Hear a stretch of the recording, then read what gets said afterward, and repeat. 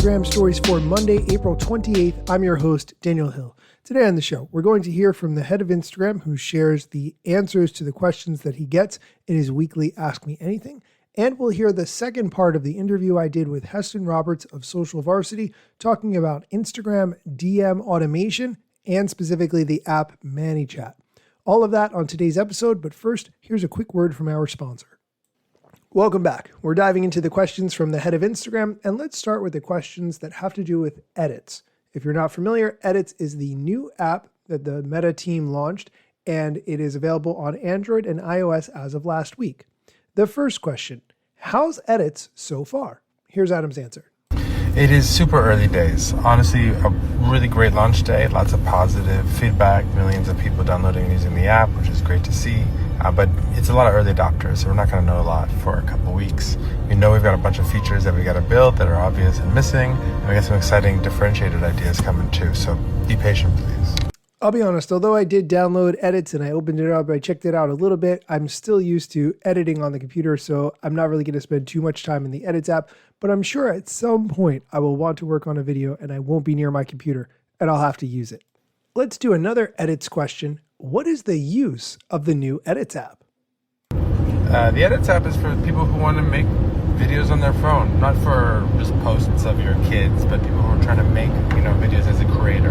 Ideally, it's not just about video editing, it's about getting inspired, keeping track of your ideas, yes, editing and capturing, but also seeing how those videos or reels do on Instagram so you can continue to iterate and improve. So hopefully it'll support the entire creative process. Okay, that's it for the Edits questions. Let's move on to an Instagram question having to do with blends. If you're not familiar, blends is a new feature that the Instagram team rolled out, I want to say 2 weeks ago now, and it allows you to create a feed of reels that you and a friend can watch together, and that blend will be populated with reels you will both probably find interesting. The question, does using blends change my personal reels feed? Here's Adam's answer. No, using blends in and of itself won't change your feed, but if you do like things while you're looking at reels or you comment on them, that will mean that we'll try to show you more reels like those things in the future, just the same way if you like or comment on anything on Instagram does. Okay, let's go on to the next question, and let's do a little bit of an unusual question. How did you come up with the idea for Instagram? Adam Mosseri did not invent Instagram. Kevin Systrom and Mike Krieger were the two creators of Instagram. I had the author, Sarah Fryer, who wrote No Filter, the inside story of Instagram, on my podcast twice.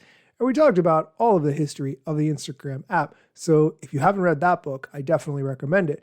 But here's Adam explaining that no, he did not actually invent Instagram. I didn't. I joined Instagram years into its existence. I was working at Facebook before. Mike Krieger and Kevin Systrom came up with Instagram. It actually started as a location sharing app and evolved into a photo sharing app. It was originally called Bourbon, so they get the credit for that. I will link to Sarah's book in the show notes. If you haven't read it, again, you absolutely should. Let's go on to the next question. Can private accounts post public reels? No, that's not how it works. If you have a private account, everything you share is going to be private. No, you cannot post a public reel or a public photo or carousel if you have a private account. Basically, if you have a private account, the most public anything can be is to just your followers, and that's the whole point of a private account, is that you can be confident nothing's going to go and be public that you post. Okay, let's move on to a feature request that Adam doesn't think is a good idea, and frankly, I don't think is a good idea either.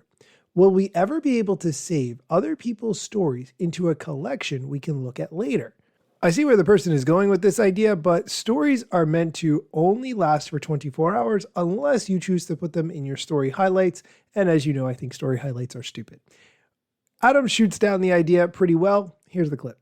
No, because one of the reasons why I think people are more comfortable sharing the stories is it's only going to be around for 24 hours. If you could just easily snag it and keep it for yourself forever, that might go against that sort of whole idea. I mean, you could always just download the story directly. I use a website to download Adam's AMAs that he makes on his stories. I will link to the website that I use to do that in the show notes. You can download reels, stories, whatever you want directly, and it works really well. And the last question we're going to talk about today, how do I make a collab post with someone? I definitely recommend making collab posts because it goes in both of your feeds, giving both of your followers an opportunity to see it. Tagging someone is not the same as a collab post. You can tag someone in a post, but that does not make it show up in their feed. However, adding them as a collaborator ensures that it shows up in both of your feeds. For those of you who don't know, collab post is when you post from two people at once and you go to both of your followers. And you can be shown recommendations as well. When you make a post, just go to tag, and one of the options when you're tagging another account should be to add someone as a collaborator, and then they'll have to approve it on their side, and then it'll go to both of your follower sets. Okay, that's it for the question and answer part of the episode. We are going to take a quick break. When we come back, you'll hear the rest of my interview with Heston Roberts from Social Varsity talking about Instagram DM automation using ManyChat. Welcome back. Here's the rest of the interview that I did with Heston Roberts talking about DM automation on Instagram. And in this section, he gives you some things that you should absolutely not do when it comes to Instagram DM automation and the reason why. So there are certain things that you can and can't do. One of the big ones that you can't do or you shouldn't do is send the link initially in the first message. Oh. And we've realized now they don't really say it out loud, but ManyChat has started making small changes where they actually inform you to prompt them with a question first and then send the link. Now, this is only for if you comment on a post. This isn't if you DM them directly, right. Whether in the IG story or in a DM. This is only for if you comment. And the reason for this is because, let's say, for example, the word is live. Well, if you comment the word live, you would get an automation, a message. But if you comment the word lively, the word live is in the word lively, and that person did not intend to actually get an automation, but because of the way the automation works, they would end up getting a message. Right. So because of this, they set on these certain rules where you have to prompt them, hey, did you mean to get this automation? What are you looking for this freebie? You would word it however you want, but it's a way for you to prompt the user first before you send them the actual promise. That's good. So there's a little bit of an extra confirmation in there, like a two-step, I guess, would be how I would think about it. But that makes sense. You also mentioned about TikTok. Can you explain a little bit about how ManyChat and this DM automation works with TikTok? Because this is something I think a lot of people are getting more comfortable with as they build more of an audience on TikTok. Yeah, well, let me first be very honest. I have not used it on TikTok myself yet because it was only open to a few individuals initially, and it's only available to certain countries. So most of the people I know that really want it, they're actually outside of the US. Now, I haven't played around with this just yet, but it kind of works the same way in regards to if you're on a post on TikTok, you would comment the message and get a link in your DMs. Now, I'm not 100% familiar with TikTok. I haven't used it in a couple of years, especially now what's going on, especially in the US. It's quite a ride, yes. Yeah, but it's pretty much the same process as it is on Instagram, but it's only available for a few countries at the moment. Okay, interesting. One question that I think people might be concerned about is that if they tell people to comment freebie or comment whatever, that the algorithm on Instagram, on whatever platform, is going to punish them for asking for people to comment a specific word and people only writing a comment that's only one word long. What would you say about that? Well, I wouldn't say that there's any concern about that. My biggest problem would be how many comments are you getting and how many are you replying to? Because that's one of the other issues that Instagram has fault with. They don't mind if you automate the DMs because as far as they're concerned, that's private, not the entire public is seeing it.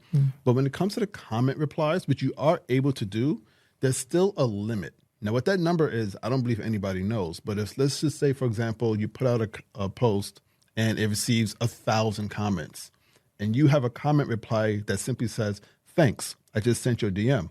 But if you have 1,000 comments and you have a comment reply set, now you have 2,000 comments. And the algorithm looks at that and says, this looks fishy. This doesn't look right. I'm going to actually action block this person because I think that they're using some form of spam. Are they or are they not? Technically, they are using automation and it is approved, but it's the comments that is causing a problem because you're getting so many comments in such a quick amount of time. It looks very fishy. Interesting. So what I've actually told some of my clients before, if you have like 50,000 followers or more, you're more likely to get a lot of comments at once. So just take that off. You can take it off. You can put it back on whenever you want. I say, Johnny, what I've noticed is when you're in the 50,000 follower range, you're more likely to get that high amount. So for whatever reason, take it off for that point.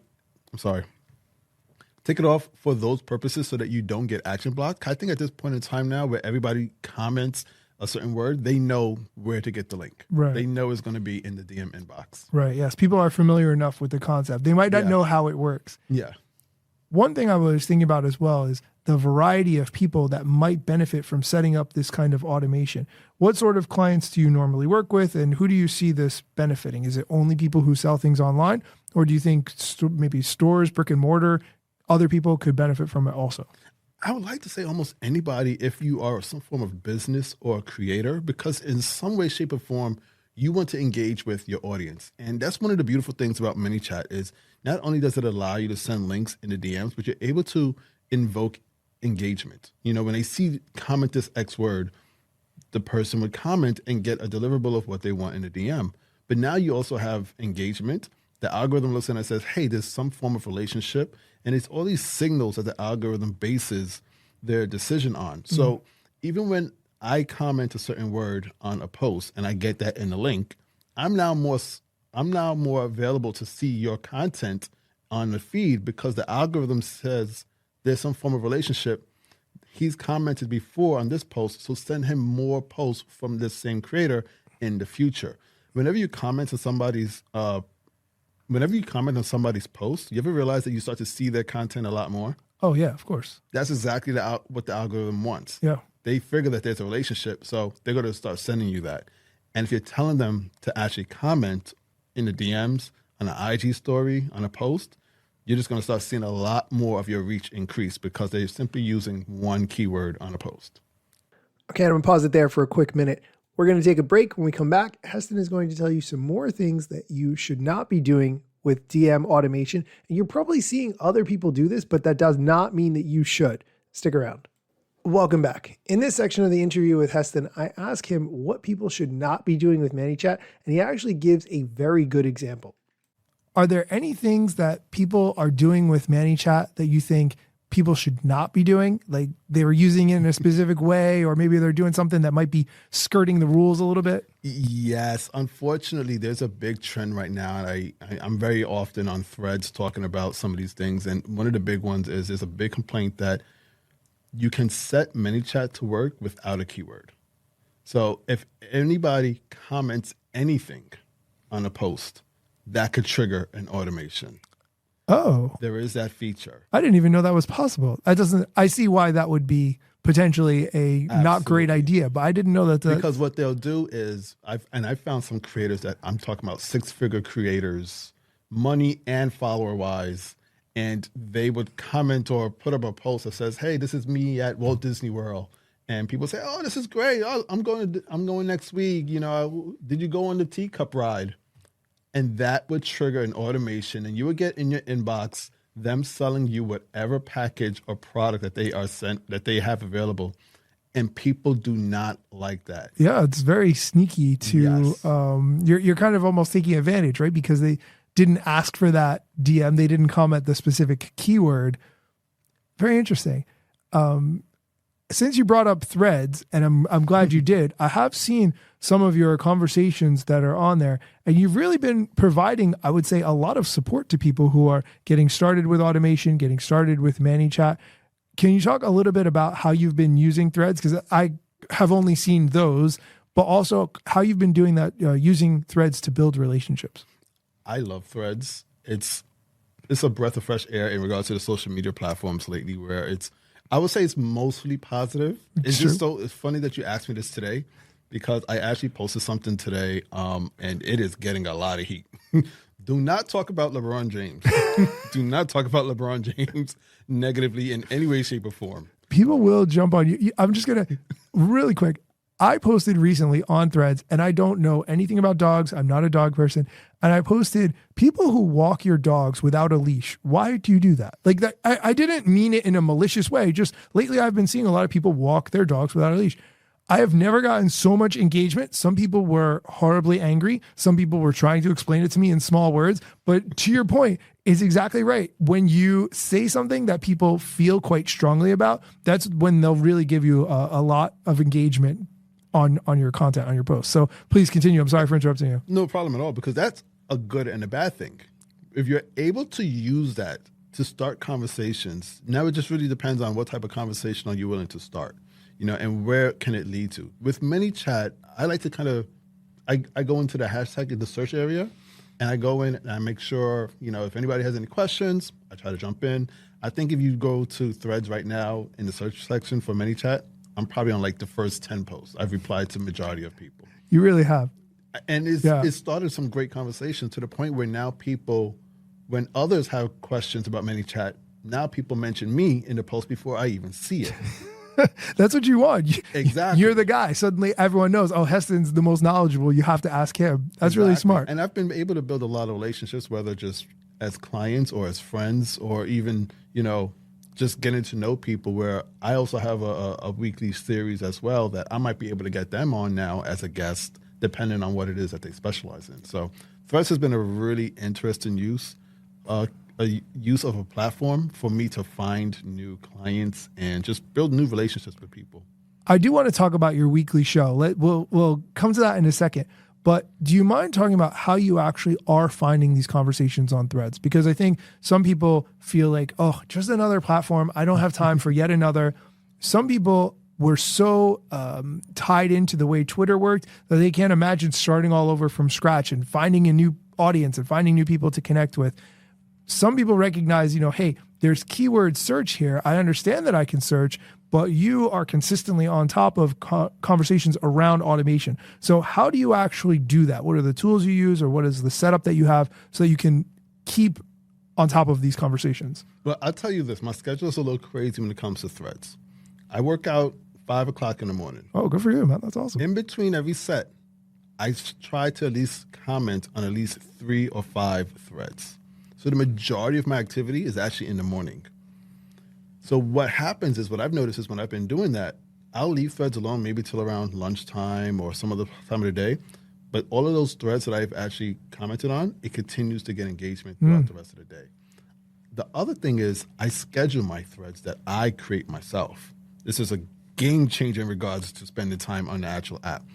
At the same time, at the gym, I will schedule 5 threads to be posted every 4 hours. It's literally, if you go down my Threads profile, every 4 hours, there's a new thread being posted. Actually, as we came here, started this podcast, I think I had one scheduled for 2 o'clock. Perfect. I love that. So when you schedule it, do you use the Threads scheduler or do you use a third-party tool? I use the Threads scheduler on the phone, but I've actually been exploring with the desktop version of Threads, and I could get addicted to it because of all the panels that they have. Yes. It's really cool. It reminds me of one of the old Twitter platforms that they use. TweetDeck? TweetDeck. I used to love TweetDeck. Yeah, back in the day, absolutely. I remember that one. It is very similar to that, but I would even say a little bit more advanced because it shows you some of the stats and analytics, and you're able to get certain other columns that you could customize.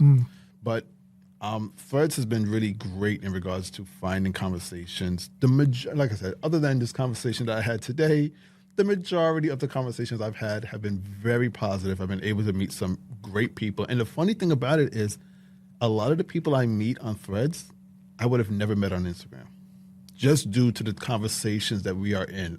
Some of the conversations I am in, other than ManyChat and social media, I've been able to talk to, I'm big into Marvel and Legos. I've been exploring that type of niche audience on Threads, but I wouldn't normally do that on Instagram because I'm more focused on business. So it's been interesting. That is, I think fundamentally how the platforms work is different, right? Because you can search on Instagram, you can look for hashtag Marvel or Legos, but there's millions, if not billions of posts. But on Threads, you're liable to find an interesting conversation about those topics that you can jump into, just primarily because it's text-based, but also just the way hashtags and conversations are grouped is different on Threads. I'm glad you brought up the columns. For those of you who are watching at home, TweetDeck is from the early 2010s, and it was a app that would give you columns on Twitter. and you could search Twitter and then pin those columns. So you could have a column for Marvel, a column for Legos, or whatever other things you're interested in tracking. And you could even set up those columns based on keywords, but also location. So you could look for all the people who are writing posts who lived within a 5-mile radius of your home. And who knows what kind of people you could connect with and find. And so you can do something similar with Threads, where you can create those columns, you can pin them, you can track conversations that way. And that is a great way to use the platform. I personally haven't done it on mobile, but I know you can do it on the desktop version when you use a web browser to track those conversations. It sounds like that's what you've been having good success with. Yes, definitely. And just to kind of bring it back home, I've been using some of those ref URLs from ManyChat to actually bring people back to my Instagram, depending on if it's a promotion or some sort of campaign that I'm running. I've been able to bring them back. And depending on how I create the ManyChat automation, I might actually tell them, hey, you need to follow me on Instagram first to get the rest of this deliverable, whatever I'm presenting to them. Okay, I'm going to stop it there. If you want to hear the rest of my interview with Heston, or you want to watch it, you can do that too. I will link to all of that, including how to get in touch with Heston, in the show notes. As always, thank you for listening, and be sure to come back next time for more social media news, strategy, and other things that you need to know. Let me tell you a couple things that you should know about me. A product manager, but do not have a bachelor's degree. But actually, that's factually a fraction of me. Another fraction's posting content irregular and irrationally. Still probably won't get a job at the Gram. They forgot, they don't know, or don't care who I am. That's why you never see me at the parties and events. My lack of followers must make me irrelevant. Don't have a course, a book to sell to make a bag of grand. Not a social media marketer, don't represent any brands. Plain to see, don't have an agency, but I got a lot of spam. Just putting in my work without the glitz and glam. Won't catch me eating fish unless it's shrimp or clam. No six pack, no risk that there's a gym card in my hand. Don't have a full-time job, but I got a lot of plans. Stay plotting, dropping knowledge on TikTok and Instagram.